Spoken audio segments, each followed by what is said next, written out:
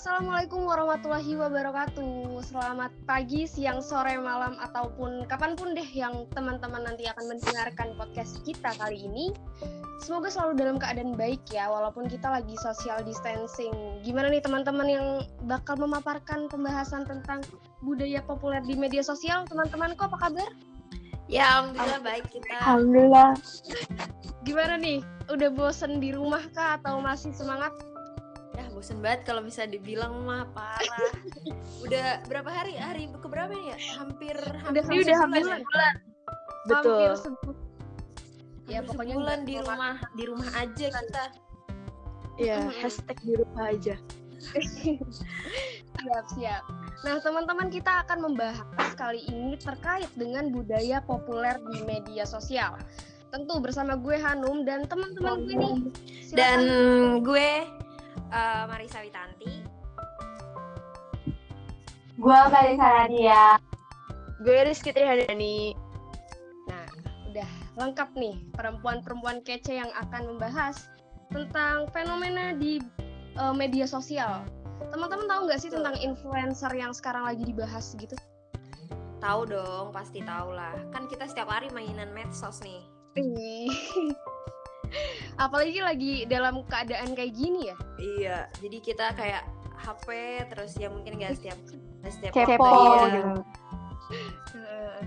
Kira-kira siapa sih teman-teman, ada nggak sih mengidolakan atau ternyata dia adalah panutan gue nih selama ini dalam segi style atau apapun? Kalau misalnya gue sih ada ya beberapa mungkin, tapi ada juga yang gue nggak suka. Kadang influencer gitu mungkin ada yang beberapa yang gue suka, ada yang beberapa yang gue nggak suka kayak gitu. Kalau teman-teman yang lain gimana? Apakah ada yang benar-benar mengidolakan sampai segala sesuatunya diikutin? Coba dong yang lain. Tadi kan gue udah tuh, siapa? Karena lagi seru sih ya terkait dengan influencer ini sendiri. Iya. Oke, kalau misalnya nggak ada lanjut aja ya kita. Tapi kira-kira siapa sih? Tadi siapa ya yang jawab? Ada Marisa ya? Iya, gue. Coba Mar, jelasin tentang influencer yang lo maksud itu kayak gimana sih? Kalau misalnya influencer yang maksudnya gue maksud influencer itu mungkin orang yang terkenal di sosial media dan dia dapat mempengaruhi followersnya tentang apapun itu yang dia posting di Instagram. Contohnya mungkin ya tadi kata Hanum bilang kalau misalnya dia mungkin stylenya bagus, jadi followersnya mungkin jadi mengikuti, ataupun dia mempunyai bakat apapun itu, entah di kecantikan, entah di kesehatan, entah di apapun itu, mungkin beberapa followersnya mengikuti dan itu bisa dibilang menjadi influencer. Karena influencer itu berarti kan adalah pengaruh atau berpengaruh seperti itu, menginfluence. Tapi dari segi influencer itu sendiri kadang-kadang ada yang buruk juga nggak sih Mar? Banyak Di media sosial. Banyak sebenarnya Banyak. sih. Betul. Ya, pinter-pinter kitanya aja, audiensnya aja memilih mana yang baik, mana yang good influence atau bad influence gitu.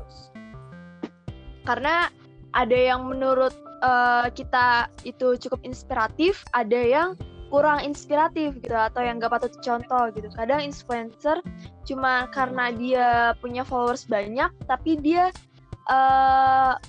kurang Attitude ya. Iya, attitude-nya kurang gitu. Iya gitu mungkin. Tapi dari privilege mereka juga nggak sih kayak gitu, kayak emang dia tuh cantik atau dia tuh tampan jadinya banyak yang mengidolakan gitu? Atau Ya emang... itu bisa juga tuh kayak gitu. Iya, bisa juga. Jadi karena kadang karena feeds Instagram, jadi dia bisa terkenal walaupun dia nggak cantik, nggak ganteng gitu. Jadi jadi kayak misalnya, boleh sebut nama nggak sih? Silakan. Tuh kira-kira kali aja nanti kita collab kan ya. Iya, jadi misalnya kayak si siapa yang itunya bagus, tapi dia nggak maksudnya kalau dibilang, aduh, ya gitu. Gimana? Jadi kadang influencer itu kayak nggak karena cantik dan ganteng doang, tapi karena fits dia bisa terkenal gitu. Contohnya kayak fitsnya tuh bagus, estetik gitu, unik untuk dilihat gitu. Jadi orang-orang kayak berkeinginan untuk datang ke berandanya dia untuk cari tahu. Cari tahu dia mengikuti ceritanya sih lebih. Berarti kayak berkaitan dengan potret dirinya sendiri ya? Iya gitu. Iya betul. Mungkin lebih ke art kan kayak ke estetikan fitsnya dia, mungkin kayak lebih ke seni atau apapun itu deh kayaknya. Mungkin yang dibilang selebgram atau influencer itu dari banyak hal, ada yang dari cakep, ada yang dari ganteng, ada yang mungkin dia jago nyanyi atau mungkin dia jago dalam berbagai itu seperti itu. Tapi kira-kira ada yang sebut siapa sih kira-kira influencer yang benar-benar sekarang tuh lagi apa ya, naik daun mungkin, atau lagi banyak banget nih yang mengidolakan? Kalau misalnya menurut gue sih kayaknya Rachel V-nya dan Awkarin mungkin. Tapi mungkin sebagian mungkin kalau menurut pandangan gue lebih banyak yang prefer ke Rachel V-nya mungkin ya, kayak gitu. Iya. Apalagi tentang kemarin itu ya. Iya, yang dana COVID dia beberapa hari untuk mencapai miliaran tersendiri gitu. Itu udah kayak goals banget gitu. Iya, wow banget. Iya, betul. Maksudnya berapa hari udah mencapai miliaran itu gimana ya? Dari segi dia bisnisnya kah atau gimana nih? Atau dengan COVID ini dia menggalang dana atau gimana ya? Jujur gue belum tahu nih si Rachel V-nya ini di media sosial itu sendiri. Jadi dia ya Kiki jelasin Ki. Jadi dia memang menggalang dana dalam bentuk aplikasi gitu, kayak kitabisa.com. Jadi dalam waktu 5 hari itu mencapai 5 miliar, 5 hari atau 4 hari gitu, kisaran segitu dia mencapai 5 miliar. Nah, iya betul itu. Tapi sedikit keinget nih tentang tadi yang kalian bilang terkait dengan fits. Sebenarnya dari materi atau teori selfie atau tentang potret diri itu ada keterkaitannya juga sih.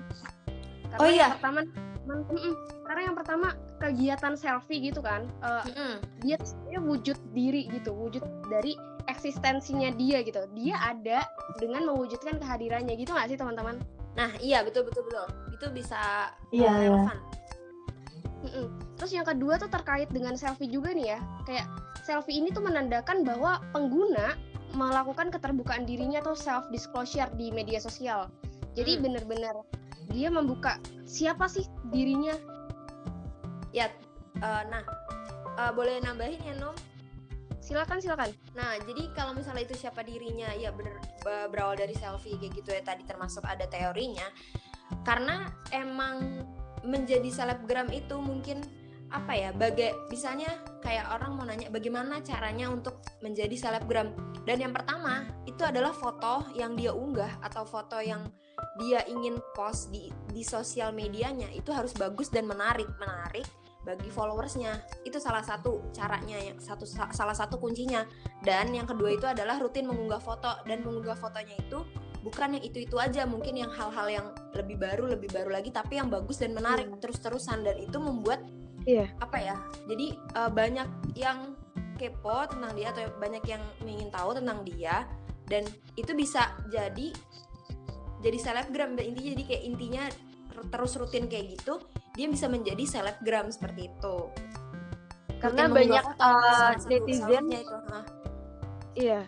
Jadi kayak banyak netizen yang tergiur untuk follow dia gitu. Jadi karena feeds-nya bagus, karena memang dia cantik atau ganteng, emang karena prestasi gitu. Jadi kayak netizen persuasif untuk follow si influencer itu. Nah, jadi dia bisa gitu. Jadi terus bisa juga sih influencer kayak berawal dari bisnis gitu. Kayak Rachel V-nya tersendiri kan. Dulu awal mula dia berpasangan dengan kekasihnya. Terus dia berbisnis dengan jamu itu, pelangsing itu kan. Terus dia berhasil, akhirnya dia buat restoran Taichan. Akhirnya dia nikah sama suaminya. Udah gitu. Terus habis itu dia kayak berbisnis terus-terusan gitu. Nah, dari situ dia melanjutkan, setelah followersnya banyak, dia melanjutkan sebagai endorsement gitu, menerima sebagai endorsement. Dan itu menjadi mata pencariannya dia, dan dia menghasilkan banyak duit itu. Ya. Betul. Siap.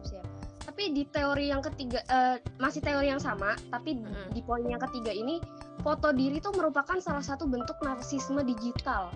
Kalau si Rachel sendiri itu udah dapat dikategorikan sebagai narsisme tersendiri gitu nggak sih? Iya. Atau dengan cara kayak gitu, udah banyak nih yang mulai ngehujat dia gitu. Nah, jadi tuh awal mungkin sedikit ini ya, pas waktu itu gue sendiri nonton di YouTube-nya dia, podcastnya dia sama Raditya Dika, dia menceritakan bagaimana awalnya dia tuh terkenal. Jadi pertama dia awal terkenal itu di platform AXWM. AXWM itu kayak platform kayak tanya jawab, tapi masih bisa mengunggah foto gitu-gitulah segala macam. Dan di situ banyak yang nanyain dia tentang pacarnya dia yang sekarang menjadi suaminya, terus dia sering liburan bareng, dia sering kayak mana-mana bareng, upload foto berdua bareng. Dan yang viral itu adalah kenapa dia sering ngupload foto ciuman sama pacarnya, dan itu menjadi viral terus-terusan gitu di AXWM. Dan itu berawal dari selfie segala macam, foto, mengunggah foto itu lama-lama dia tenar viral dan menjadi selebgram seperti itu. Iya, betul. Berarti bisa digarisbawahi juga sih teman-teman, ada lagi teori yang bukan sekedar selfie, tapi ada juga yang namanya teori interaksi simbolik yang benar tadi yang udah dibahas. Jadi dia tuh ada penekanan dalam dua hal nih. Yang pertama itu manusia dalam masyarakat tidak pernah lepas dari interaksi sosial. Jadi ya itu, kita nggak pernah terlepas yang namanya interaksi. Kayak gini-gini kan kita interaksi nih. Iya, benar. Nah, iya, betul. Iya. Yang kedua, bahwa interaksi dalam masyarakat mewujudkan simbol-simbol tertentu yang sifatnya cenderung bersifat dinamis dan unik. Jadi nggak melulu nih Rachel V-nya itu cuma di AXFM, tapi lebih ke dia punya pemikiran untuk membuka restoran dan sebagainya macamnya untuk menjangkau si penggemarnya ini juga. Iya, betul. Iya, betul. Karena dia mempunyai power untuk. Berarti bisa dikatakan juga ya bahwa foto diri ini tuh nggak sekedar menampilkan penggunaan semata, tapi tentang yang diunggah terus jadi bahan perbincangan, terus kan dikomentari nih teman-teman. Iya, betul. Dari banyaknya konsumsi itu menyebabkan instansi bisnis kayak barang dan lain-lain tuh jadi endorsement ke dia gitu. Ya, benar betul. banget. Itu tadi yang dibilang kayak bisa dibilang sih kayak personal branding gitu ya kalau zaman sekarang. Karena dia branding dirinya dia sendiri bisa terkenal, untuk bisa dikenali followers gitu dengan adanya endorsement gitu-gitu, untuk mengenali barang-barang dari customer all shop di Instagram gitu sih. Dan juga dia ditawarkan sebagai brand ambassador Tokopedia. Tokopedia kan e-commerce yang terkenal di Indonesia seperti itu, karena sosial brandingnya itu mungkin yang tadinya di AXWM mungkin emang bad sosial brandingnya, tapi lama kelamaan dia mencoba memperbaiki dan sampai sekarang pun akhirnya dia positif dan baik. Mungkin sosial brandingnya jadi banyak. Mungkin kayak Tokopedia itu merekrut dia menjadi brand ambasadornya, itu mengajak kerjasama seperti itu. Iya, betul. Bisa dikatakan juga ya bahwa manusia tuh nggak selamanya stuck di suatu jalan kesesatan gitu teman-teman. Iya, benar. Kalau misal pas kesesatan itu kita punya pengalaman dan berubah kita menjadi lebih baik kayak gitu. Oke. Ada tambahan nggak nih teman-teman sebelum menutup di akhir dari pembahasan kita kali ini? Ya mungkin kalau misalnya dari gue sendiri ya bagaimana, mungkin kalau misalnya suka dukanya selebgram itu banyak ya. Banyak banget, mungkin kayak dia ikut campurin urusannya, misalnya segala macam privasinya dia diikut campurin. Nah tapi kita harus misalnya kalau misalnya emang kita menjadi selebgram, mungkin harus menjadi selebgram yang good influence aja daripada bad influence, karena kalau misal good influence kita bisa lebih mendapat profit. Kita bermain sosial media itu dan kita menjadi selebgram itu, kita menjadi banyak keuntungan gitu loh. Kalau misalnya kita menjadi good influence daripada bad influence, kita menginfluence hal positif segala macamnya, itu seperti Rachel V-nya tadi, menggalang donasi. Udah sih itu aja. Keuntungan dan juga keberkahan ya. Iya betul. Iya betul. Pahala juga kan ya. Iya benar. Tapi untuk orang teman-teman ada banyak yang juga keinginan jadi selebgram nggak nih? Kalau misalnya gue sendiri sih kayaknya enggak deh, kayak tar dulu kayak enggak deh gitu. Iya karena gue kayak belum siap kayaknya kalau misalnya urusan privasi gue pribadi sendiri diurusin sama netizen. betul, karena itu harus siap mental yang kuat gitu nggak sih gitu. Kayak belum dicemooh, diiniin. Salah, kayaknya bener. lu tuh hujat sedikit gitu kan, kayak bener banget. Apa harus bener, intinya tuh harus bener, lu nggak boleh salah, kan netizen maha benar katanya. Kayak Karen ya, sih aku pernah dosa gitu. Iya bener. Oke, berarti udah nggak ada tambahan lagi? Ya udah cukup aja dari gue, mungkin yang lain ada yang mau nambahin?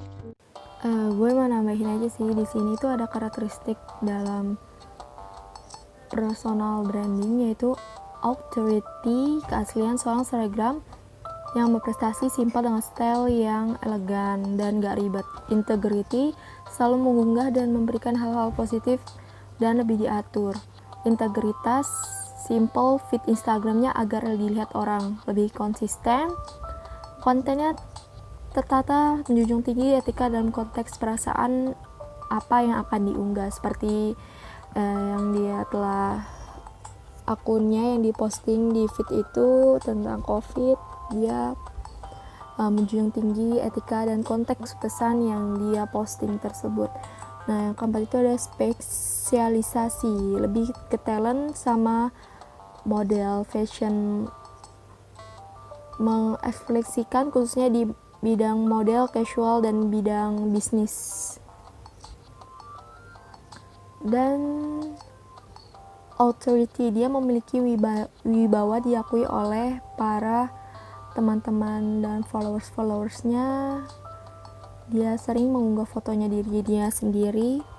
Kekhasannya sebagai selebgram berprestasi dan membanggakan bagi Indonesia khususnya. Relevan, beberapa sutradara iklan, fashion, koreografer, dan para endorsement banyak yang mengagumi dia, banyak yang bekerja sama dengan dia.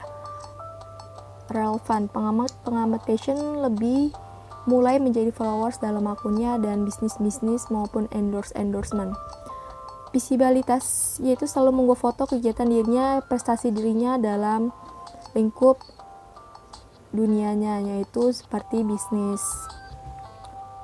Kegigihannya, dia pengakuan selebgram atas dirinya diakui oleh media dan tetap mengikuti yang telah ditetapkan dirinya untuk tidak lari dari alur yang telah ditetapkannya. Goodwill, kebaikannya itu hasil dari dan bekerjanya, kepuasannya klien-kliennya bekerja sama dengan dia seperti Tokopedia, dan dia menjadi ambasador Tokopedia tersebut. Nah, di sini ada performance, dia tetap sesuai dengan track apa yang dia inginkan. Udah sih menurut gue kayak emang bener gitu, kita emang kayak untuk jadi inspiratif ya kita harus benar-benar bisa milah-milih mana good influencer, mana yang bukan gitu. Karena kalau misalnya kita bisa milah-milih gitu yang mana good influencer, yang mana yang bukan, kita bisa tahu yang mana jadi inspiratif, yang mana yang bukan gitu sih, untuk bisa jadi motivasi gitu loh, untuk bisa kayak dia gitu, kayak untuk bisa lebih giat semangat gitu loh untuk mencapai target bener. Kayak si influencer itu gitu sih menurut gua. Yap, semoga yang kita gemari bisa menjadi, semoga di masa yang akan datang akan sama seperti itu ya teman-teman. Betul. Ya. Yap. Semoga ya. Ya, Semoga semoga. sekarang lagi dalam keadaan social distancing, semoga kita juga dapat berkarya bersama-sama. Dan walaupun amin. kita nih lagi ngobrol-ngobrol, kita masih tetap berkarya ya. Iya betul dong. Produktif. Produktif harus. Ya udah. Semoga teman-teman Yap. sehat di rumah, dan yang mendengarkan pun juga selalu sehat dan semangat. Jangan lupa cuci tangan, apalagi nih, makan yang banyak dan Cuci tangan, makanan 4 Minum sehat 5 vitamin C, sempurna. berjemur. Iya, berjemur di jam jangan lupa 10. pakai masker kalau keluar rumah. Tuh. Apalagi dah. Oke, siap. Ya. Selalu pakai masker. Oke, gue akhirin. Gue Hanum dan teman-teman gue. Gue Marisa pamit undur diri. Gue Belisa Nadia. Gue Sitra Dani, pamit undur diri. Ya, dan wassalamualaikum warahmatullahi Waalaikumsalam wabarakatuh. warahmatullahi wabarakatuh. Bye-bye. Sampai jumpa di podcast. Bye. Udah kan? Oke. Save ya, Mel. Yuk.